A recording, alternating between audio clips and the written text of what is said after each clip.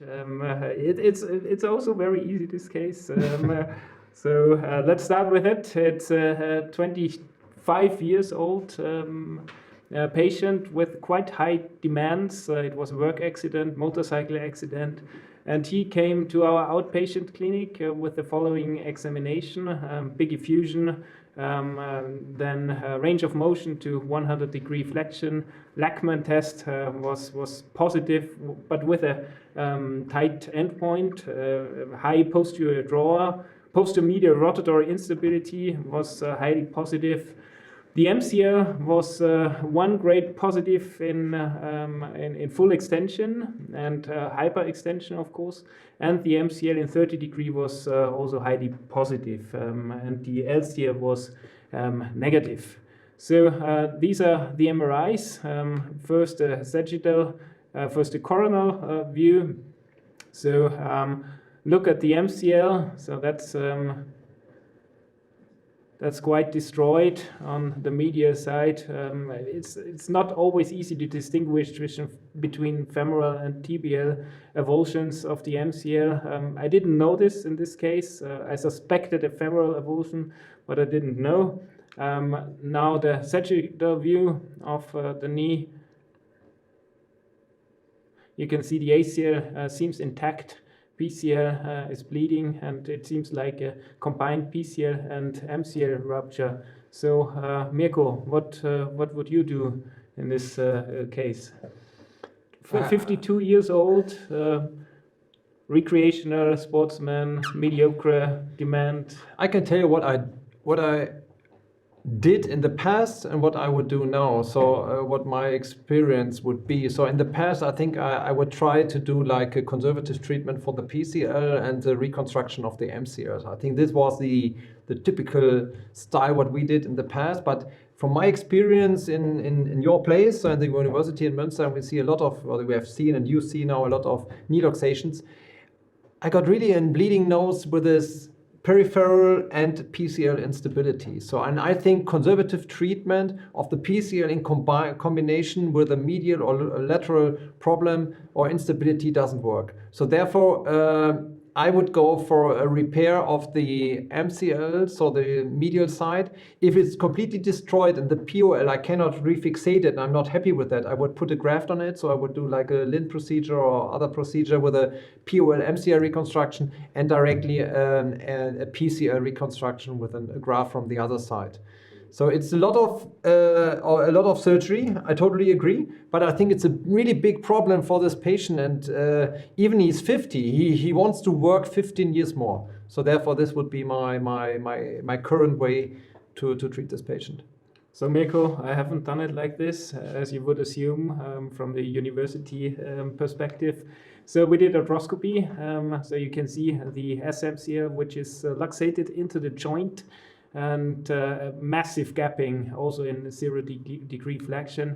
So we refixated. We firstly digged out the SMCL from the joint and refixated it distally. It was a distal avulsion, and then in those cases with combined PCL injuries, you always have to look for the POL because it's almost always ruptured there. So we refixated the POL on the femoral side as well. That's the refixated SMCL. I think it looks quite okay. And then 4 months later, we of course did it conservatively, the PCL with a posterior brace. And 4 months later, he came again in our outpatient clinic. It wasn't quite too happy. So there was a massive posterior drawer, high posterior lateral rotatory instability, only a little posterior medial rotatory instability. The MCL, he was quite happy with the MCL, and he had like 1 degree laxity in 30-degree and was still stable at 0-degree and was stable in 0-degree flexion. So we did this, the posterior X-rays, and it showed almost 20 millimeter posterior drawer. It was side-to-side different, 16 millimeter, and I discussed long with him what to do next. And we together decided to operate on him, doing PCL reconstruction. That's what we did. And then 1 year later, he came back with this X-ray. He wasn't happy at all. to be honest. So first, this picture shows us a very low slope. So it was 1.4 degree slope, which is very low. Also, the tibial tunnel is massively widened, and you could criticize the position of the tibial tunnel. It should have gone a little bit lower, but I think the slope was the thing which led us to this re-instability. So my question to you is, what would you do with this patient? He's really not happy. He's unstable, has an unstable knee, mostly on the posterior side. So what would you do? Nothing, doing everything conservatively, doing a slope osteotomy, tunnel grafting, and a secondary PCL reconstruction, only slope osteotomy, or doing knee replacement? Mirko, what would you do? I think I would send him to a university clinic. Come on. Of course, but I would send him back to you or to Christian. I would send him to Austria. He comes from a university. You'll send him back to the university clinic.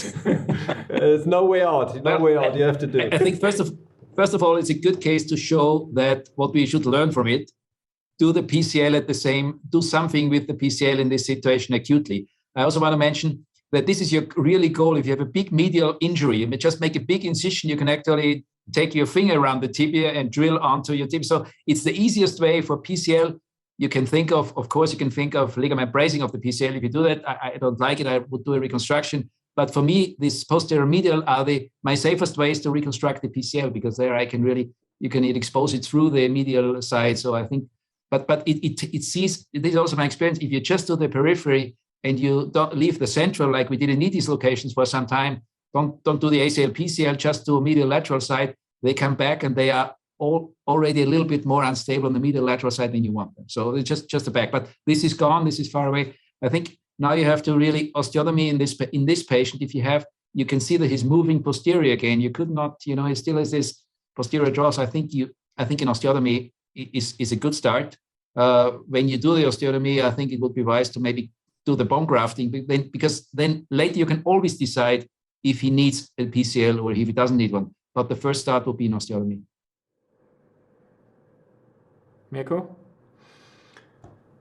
It's hard to get out of this problem. So I think slope osteotomy. So it's a big operation for him maybe, but I don't know. It's hard to decide, but maybe I would try a slope osteotomy and then go on. But the secondary PCL reconstruction with this tunnel widening, it's not easy. So if you do a slope, you go through the tunnel maybe. So I would go for the osteotomy, but I'm quite sure I wouldn't be happy.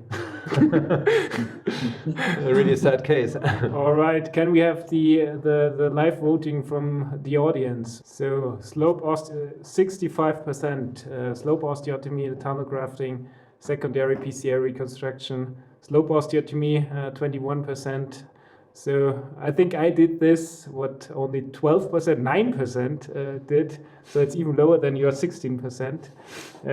So I operated on this patient, and he was almost 55 years old. I wouldn't be happy with 52, 55. After 2 years, he was almost 55. And I wouldn't be happy to do slope osteotomy, tunnel grafting, and then again a PCL reconstruction. I failed. I mean, probably I failed the first time. So that's what I did. It's very easy. I did the knee prosthesis, and he was then quite happy. It's now 1 year away, and he's quite happy with this. Yeah. It is. So we are going on to your case discussion, Christian. We are looking forward to your case of chronic MCL insufficiency.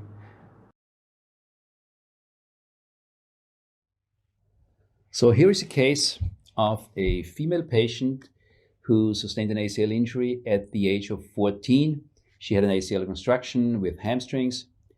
Then 2 years later, she had a re-injury with a grade 3 MCL. She got an ACL revision with BTP and non-surgical management of the MCL, which resulted in persistent instability. before she came, she reported about 3 patellar dislocations in extreme valgus collapse. So she never had a real patellofemoral instability, but due to the huge instability on the medial side, she had the feeling at least that her patella dislocated. So when she first came to us, she presented with pain and massive valgus instability, subjectively and also objectively. So this is her clinical examination. You see inflection, wide opening on the medial side.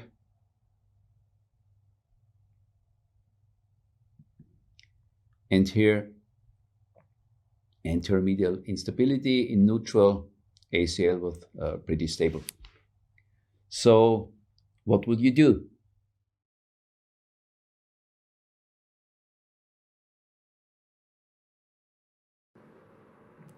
Thank you, Christian, for your case. So it's another live voting. What would you do? A, revision ACL, patella realignment, medial reconstruction, or just conservative treatment with physio and brace for sports activity. So Mirko, what would you do in this case? Quite interesting. So I think it's a conservative treatment. If we could see the instability, I think it's not a good choice, because this very young woman, if we just treat it conservatively and we say, oh, maybe it's unstable, but you have just to do some sport activity, something like that, just to get more muscles, I think it's not the right way, because we can run out of the natural of the joint, and we can lose the cartilage, we can get a lot of trouble, and we cannot solve the problems in some later stages of this little girl. So I think it's very important just to stabilize the knee, and I'm quite sure that you can't do just only an ACL reconstruction, and you cannot solve the problem. So never change a winning team, but never use the same losing team. I think that is very important, and I always think about like helping hands, and this is, I think, very, very important about everything in the periphery of the knee. So to understand that they're helping hands, and if you don't have this helping hands, you will lose once again if you do the same mistakes as the other did before, for example. So Christian, I have a few questions for you for this case. So did you check for a long leg axis for this patient? Yes, she has a bilateral valgus of about 3 degrees. Yeah, I would have assumed that because 3 degrees is quite the threshold for HGO. So and the ACL, I didn't see it perfectly on the video. Was it a tight endpoint with the Lachman? Was it stable?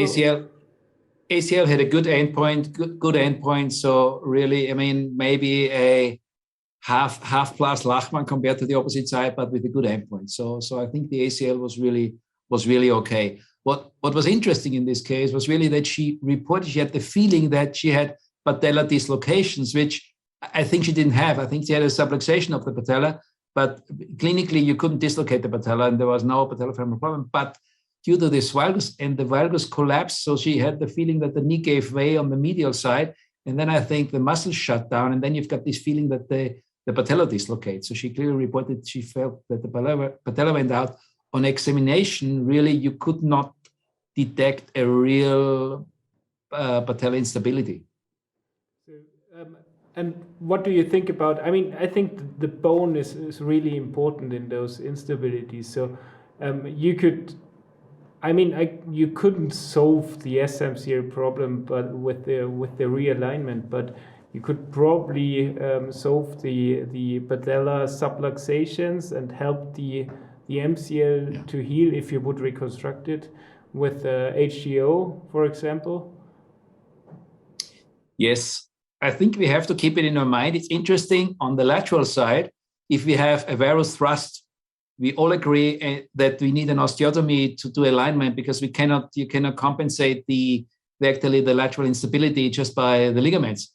On the medial side, we tend to not think so aggressively. But I think we have to do it the same way. So if we really detect the valgus and we have a difficult chronic situation, I think we have to think of in osteotomy, correcting it from valgus into a straight leg, or even in a slight varus in these really difficult cases. So on the lateral side, I think we all agree and we do it. On the medial side, we just start this thinking process. But you're very right. Yeah, you have to think about it. Now we are keen to see what you did. Okay. Yeah. You want to see it now?